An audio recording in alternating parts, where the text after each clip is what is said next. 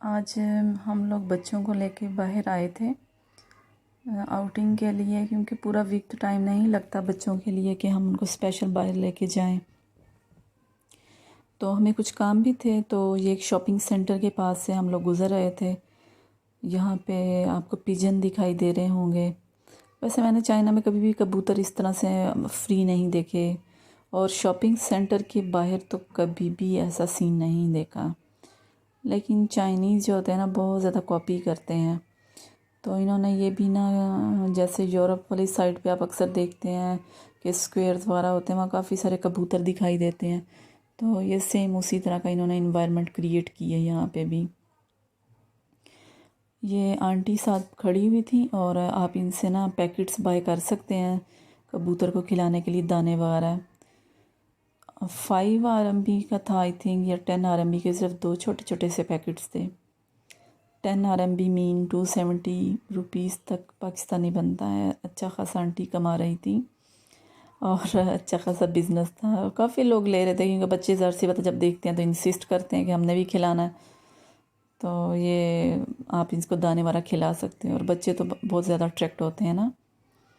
और ये जो कबूतर थे बहुत ही फ्रेंडली थे, बिल्कुल भी नहीं डरते थे। देखो, आपके हाथ पे आके बैठ जाते हैं, बच्चे आगे दाने करते हैं ना, आराम से खाने लग जाते हैं। तो काफ़ी बच्चे वगैरह ना इनके साथ फ़न कर रहे थे।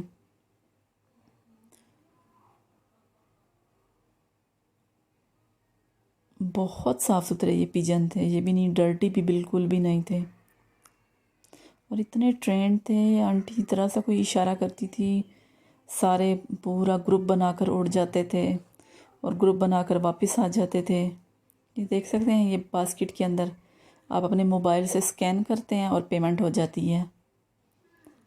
तो आप फिर पैकेट ले लेते हैं और अब इनको खिलाते हैं।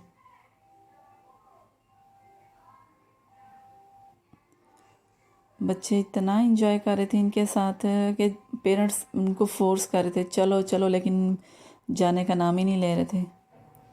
मेरी बेटी भी जाने का नाम ही नहीं ले रही थी, डर भी रही थी और उनके पास भी जाना चाह रही थी।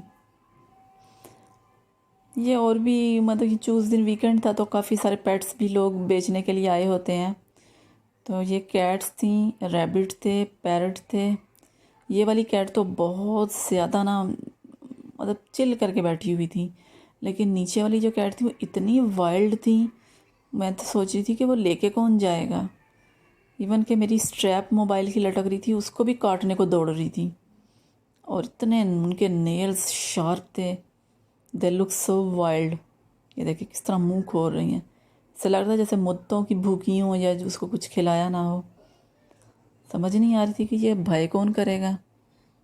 और मेरी बेटी पास जाने की कोशिश कर रही थी, तो वो उसको काटने को दौड़ रही थी। तो जो इसका ऑनर था वो मना कर रहा था कि बच्चियों को इजाज़त नहीं दो उसके पास जाने की। तो वो पीछे खींच रहा था, पास नहीं खड़ा होने दे रहा था। वैसे तो मैं ख़ुद भी नहीं खड़ी हो रही थी, मैं तो इंतज़ार कर रही थी। मेरे हस्बैंड जो थे वो एक्सप्रेस हमारी जो आती हैं उनको रिसीव करने गए हुए थे, तो मैं यहाँ पे खड़ी होकर वेट कर रही थी। तो वो शॉपकीपर जो था वो सख्ती कर रहा था कि नहीं, बच्चियों को पीछे करो। तो अगर आप उसको हाथ ही नहीं लगा सकते तो मैं कहती हूँ ये ख़रीदेगा कौन, मतलब ऐसे पेट कौन इसको रखेगा। तो ये मतलब बहुत ही अजीब सी थी। और ये बच्चे जो थे स्कूल से छुट्टी हुई भी थी, तो वैसे तो संडे को नहीं होता कोई भी, सैटरडे को स्कूल, ये वैसे एक्टिविटी करने के लिए जाते हैं कहीं। तो वो भी बच्चे इतना अट्रैक्ट हो रहे थे, लेकिन शॉपकीपर मना कर रहा था, ये जो ऑनर बेचने आया हुआ था।